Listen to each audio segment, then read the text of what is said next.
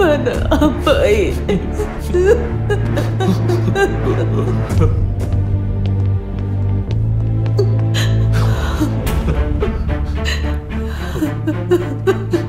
మీ బాధ నాకు అర్థమవుతుంది, కానీ ఈ కేసు విచారణ కోసం నేను మరికొన్ని విషయాల్ని తెలుసుకోవాల్సి ఉంది.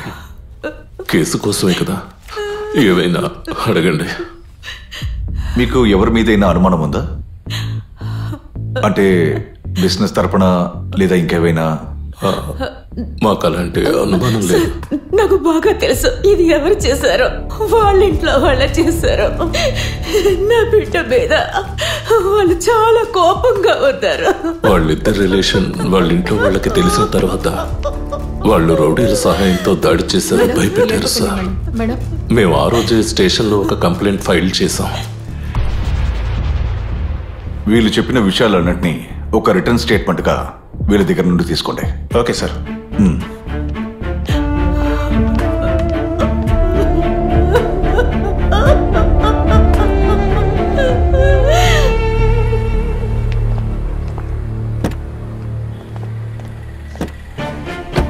రూబన్ వాళ్ళ నాన్న ఇచ్చిన కంప్లైంట్ ని వెతికి ఆ రౌడీల డీటెయిల్స్ తీయాలి.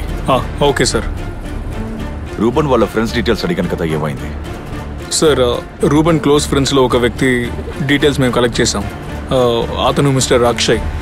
నంబర్ ఉందా? మర్యాదగా సరిగ్గా ఇవ్వాలి, చెప్పింది అర్థమైందా? ఓకే.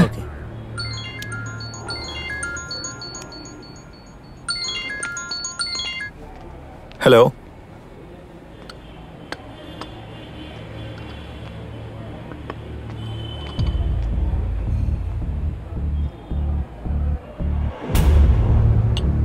రూబన్ స్నేహ గురించి మీకు ఎన్ని రోజులుగా తెలుసు?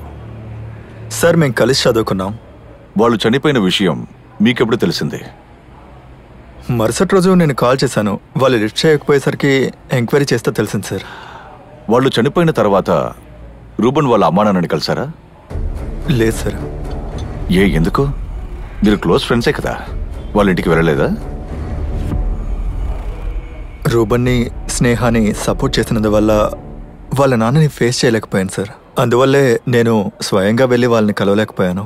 అయితే రూబన్కి స్నేహాకి పెళ్లి చేసింది మీరేనా?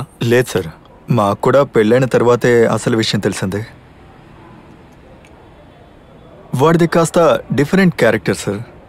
మీకు వాళ్ళ గురించి తెలిసిన విషయాల్ని చెప్పండి.